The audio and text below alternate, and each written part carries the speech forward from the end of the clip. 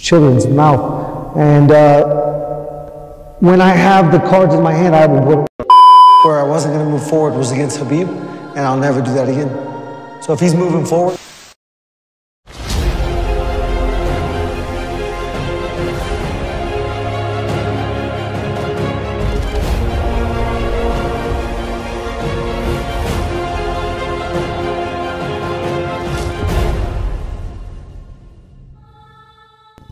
Penantang kelas welter UFC Gilbert Burns menggambarkan bagaimana emosi yang telah menguasai dirinya setelah kalah dari Khamzat Chimaev di UFC 273 yang lalu. Sudah lebih dari 2 minggu sejak Burns dan Chimaev yang beradu jotos di dalam VE Star Veterans Memorial Arena Jacksonville. Kedua petarung itu tidak hanya mengamankan penghargaan Fight of the Night dibayar per tayang pada tanggal 9 April, tetapi pasti akan ada di hampir setiap percakapan Fight of the Year di akhir tahun 2022.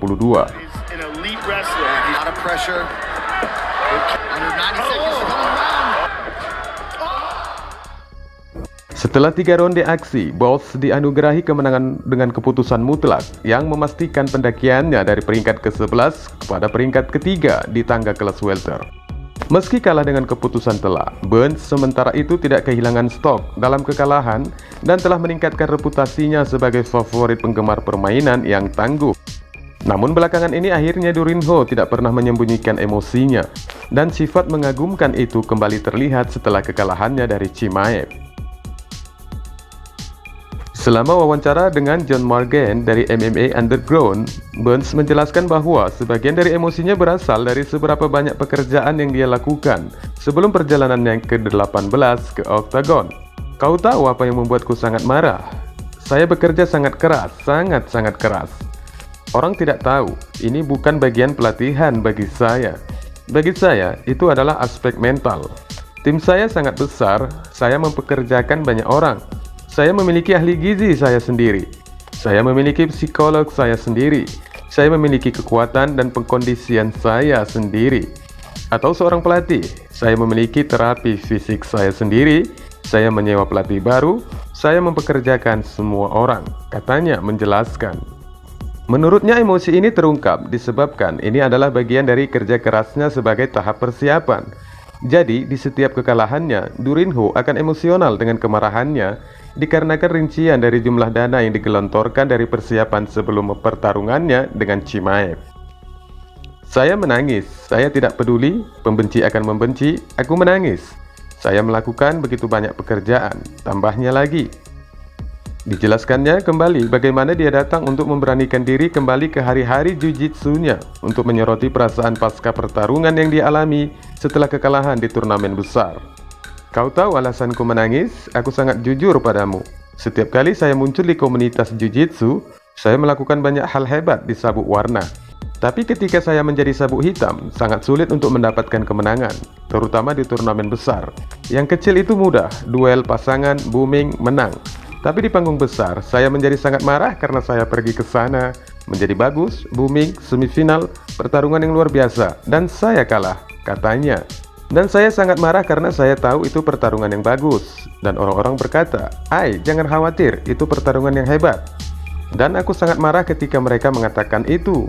Saya terus berjalan dan orang-orang berkata, "Jangan khawatir, itu pertarungan yang hebat." Tapi saya kalah dan saya berpegangan pada jangan menangis karena saya tidak ingin langsung menangis. Mungkin orang ketiga atau keempat datang kepada saya, "Bro, itu pertarungan yang hebat." Dan kemudian saya meledak menangis. Tapi saya kalah, katanya lagi.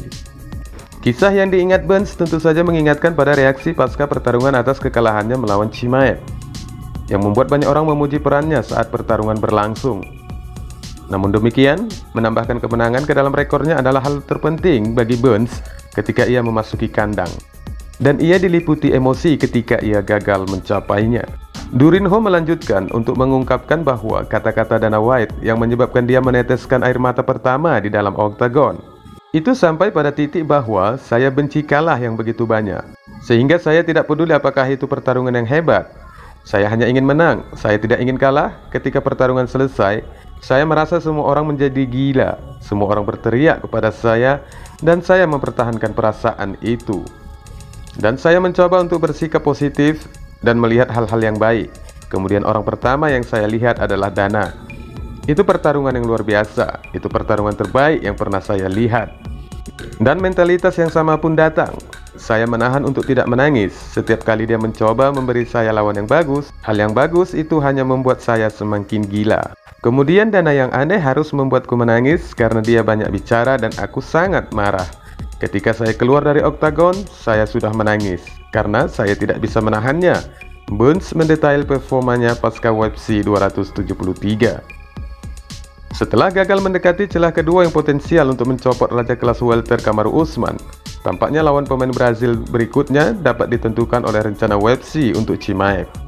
Jika niat promosi untuk menempatkan Boss berlawanan dengan Colby Covington di headliner ABC berikutnya membuahkan hasil, mungkin Burns akan berhadapan dengan pesaing baru Belal Muhammad akhir tahun ini. Jika Kaos menolak tawaran untuk menghadapi petarung Swedia kelahiran Chechnya itu, seperti yang diyakini Belal dan Chael Sonnen, mungkin Burns akan kalah dengan pesaing peringkat ke-1 sebagai gantinya. Sebagai pesaing yang akan berusaha merebut gelar di kelas ringan untuk yang ketiga kalinya, Justin Gaethje sudah dipastikan akan memainkan laga melawan Charles Oliveira dengan keterampilan yang sangat memperhitungkan. Kesempatan terakhir The Highlight ini untuk menjadi raja kemungkinan tidak akan disia-siakannya meskipun banyak opini yang menjurus bagi kemenangan Oliveira.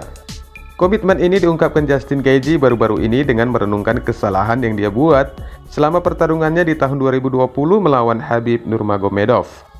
Dari kekalahannya melawan The Eagle tersebut, The Highlight menegaskan bahwa dia tidak akan mengulangi kesalahannya dalam tembakan keduanya pada gelar melawan Charles Oliveira di UFC 274.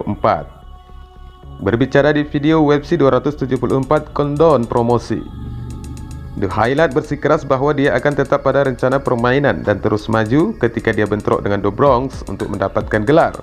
Ini adalah sesuatu yang dia katakan di mana pada saat itu dia tidak melakukannya melawan Nurmagomedov. Artinya ada sebuah bentuk permainan yang akan ditampilkannya melawan Oliveira, di mana sebelumnya dia tidak menunjukkannya ketika berhadapan dengan Khabib. Tekadnya yang akan terus maju ketika bentrok dengan The Bronx mengindikasikan bahwa The Highlight akan bermain dengan bentuk menyerang tanpa harus menunggu counter attack. Saya harus sempurna. Satu-satunya saat saya mengambil strategi lain di mana saya tidak bergerak maju adalah melawan Khabib Nurmagomedov, dan saya tidak akan pernah melakukannya lagi. Jadi jika dia bergerak maju, ketahuilah, maka segalanya tidak berjalan baik untukku. Gaethje mengakui jika peluang lawannya datang dari kelonggaran stand up. Justin Gaethje dengan segala kekuatan dari tendangan dan pukulannya sangat-sangat berpotensi untuk melakukan serangan terus-menerus daripada harus menunggu serangan balik. Namun meski demikian, Charles Oliveira adalah dedengkot jiu-jitsu yang cukup profesional, sehingga harus memaksakan kehati-hatian jika ingin menyerang. Wassalamualaikum warahmatullahi wabarakatuh.